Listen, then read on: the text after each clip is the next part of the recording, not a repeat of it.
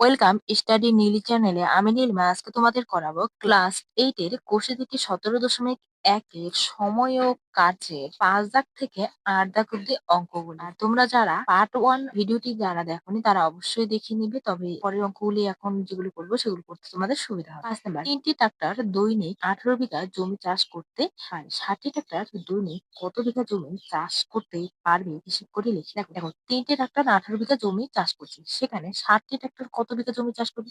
আমার ট্রাক্টর সংখ্যা বেড়ে গেছে, মানে কি বেশি পরিমাণ জমিও চাষ করতে পারবে। তো বলছে কত বিঘা জমি, তাহলে এই বিঘা যেটা বের করতে বলছে সেটাকে লিখবো আমরা ডান পাশে। নাম্বারে লিখবো জমির পরিমাণ, ব্রেকেটে লিখবো কি বিঘা।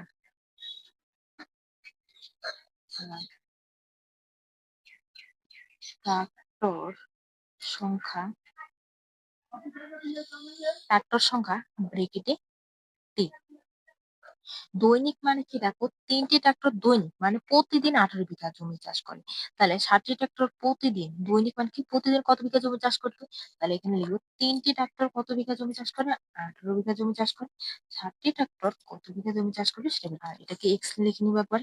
সুতরাং ট্রাক্টর সংখ্যার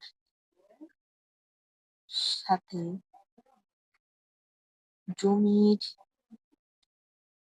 পরিমাণের, দেখো 3টি ট্রাক্টর প্রতিদিন 18 বিঘা জমি চাষ করছে, সেখানে 60টি ট্রাক্টর নিশ্চয় আরো বেশি পরিমাণ জমি চাষ করবে। তাহলে ট্রাক্টরের পরিমাণ বেড়েছে মানে কি জমির পরিমাণও বাড়বে। দুটি যেহেতু বাড়ছে, এটা কি সম্পর্ক হবে, সরল সম্পর্ক। সরল সম্পর্ক। সুতরাং নির্ণীয়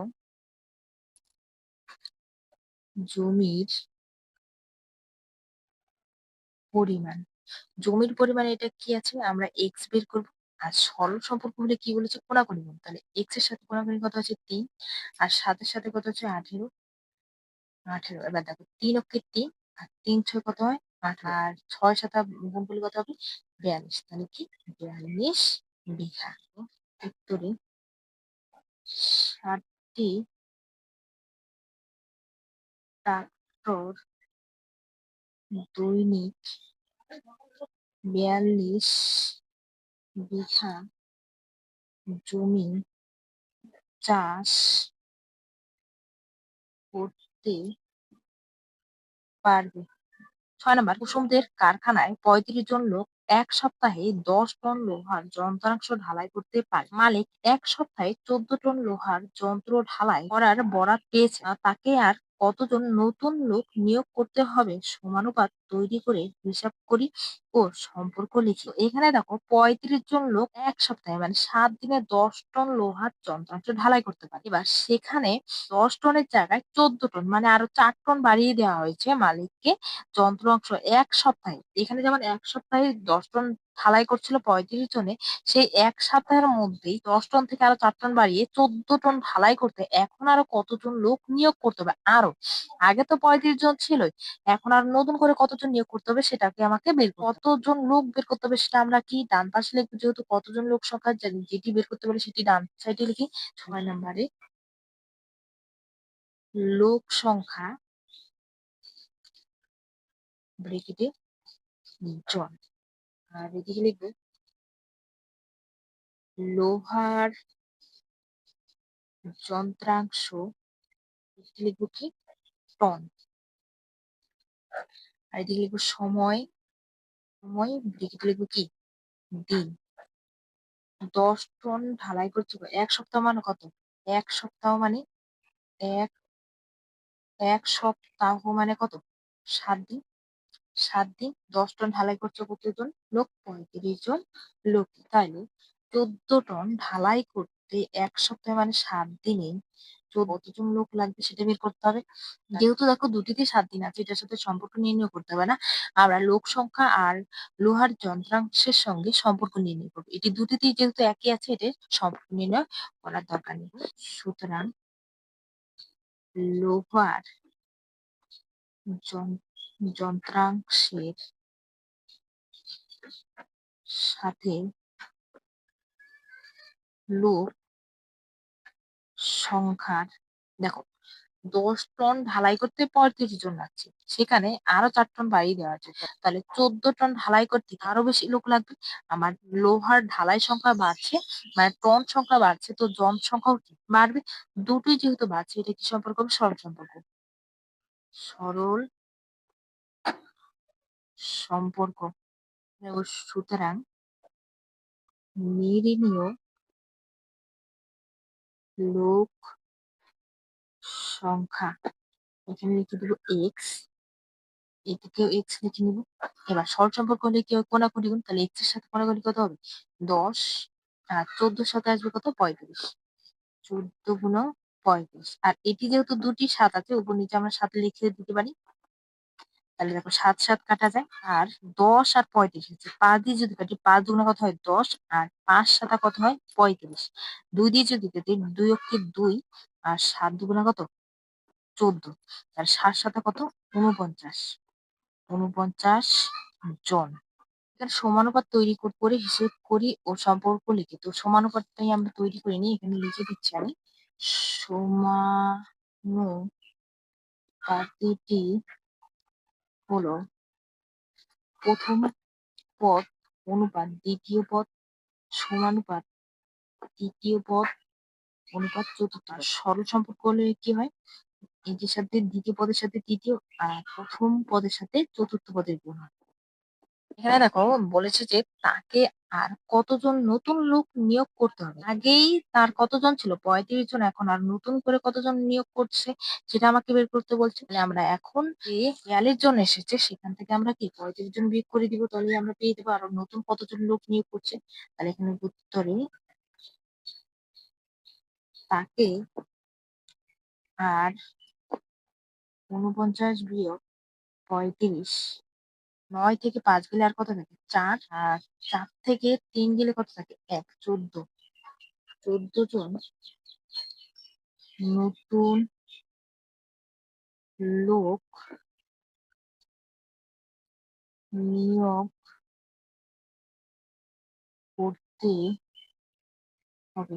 7 নম্বর অঙ্কটি লোক সংখ্যা জন, কাজের পরিমাণ, সাইকেলের সংখ্যা। 9 জন লোক 6টি সাইকেল তৈরি করে, 72 জন লোক কতটি সাইকেল তৈরি করে সেটা আমাকে বলতে হবে। বলছে আমি উপরে ছক দেখে গণিতের গল্প তৈরি করি ও সম্পর্ক তৈরি করে হিসেব করি। এই ছক দেখে আমাদের গল্প তৈরি করতে হবে, এরকম গল্প তৈরি করতে হবে, তারপর সেটাকে সম্পর্ক তৈরি করে তারপর আমাকে সমাধান। আমরা এখানে লিখবো 7 নম্বরে আমাদের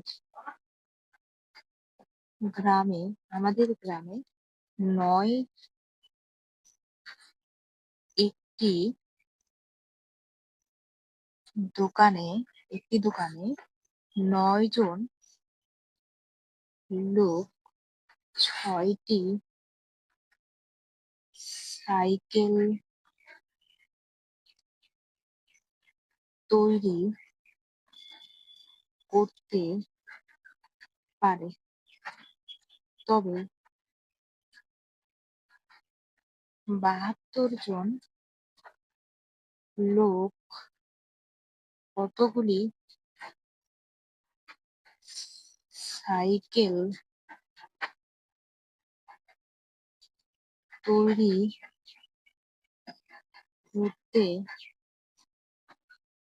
পারবে হিসাব করে লিখি। আমাদের সম্পর্কটা তৈরি করে দেওয়া আছে বইয়ের মধ্যে, তাহলে আমরা এখানে লিখবো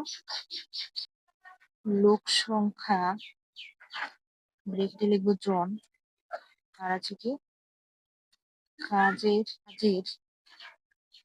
পরিমাণ, এটি লিখবো সাইকেলের সংখ্যা।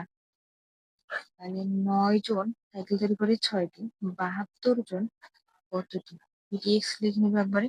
সুতরাং লোক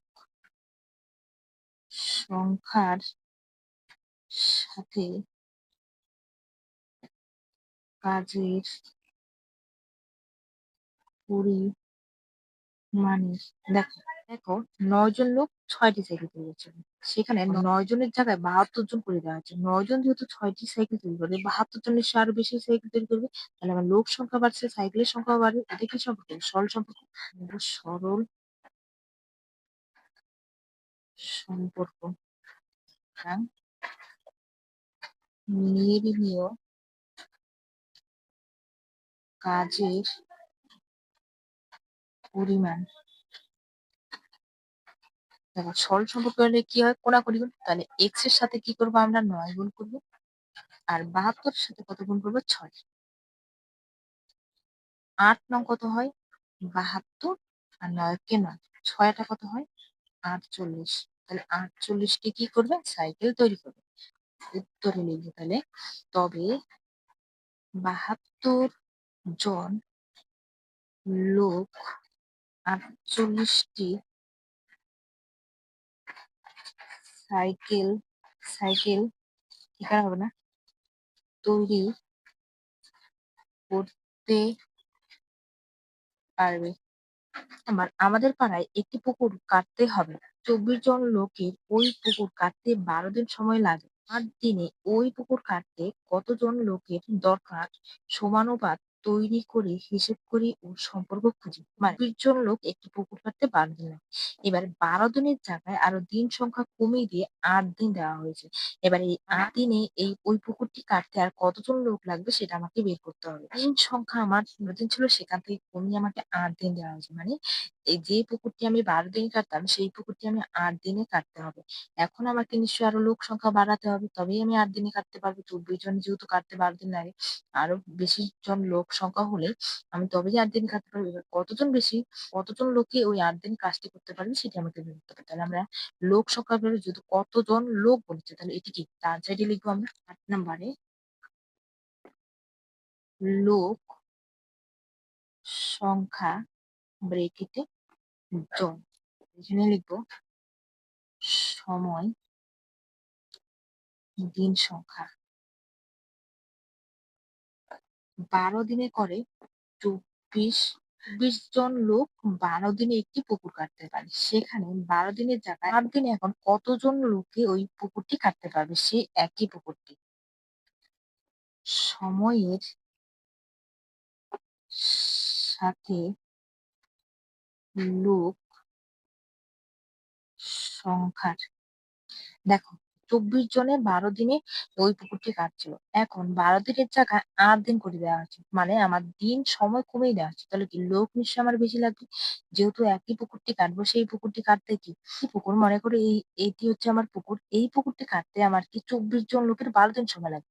সেখানে ১২ দিনের জায়গায় আমাকে ৮ দিন দেওয়া হয়েছে। এখন ৮ দিনে আমাকে এই পুকুরটি কাটতে হবে। এখন কতজন লোক লাগবে? সে আমার বেশি লোক লাগবে। যেহেতু আমার দিন সংখ্যা কমিয়ে দেওয়া হয়েছে, তাহলে লোক সংখ্যা নিশ্চয়ই বাড়বে। তাহলে একটি কমছে আরেকটি বাড়ছে। এটা কি সম্পর্ক হবে? ব্যস্ত সম্পর্ক।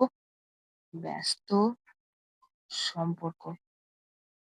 এবার সমানুপাতিটি হলো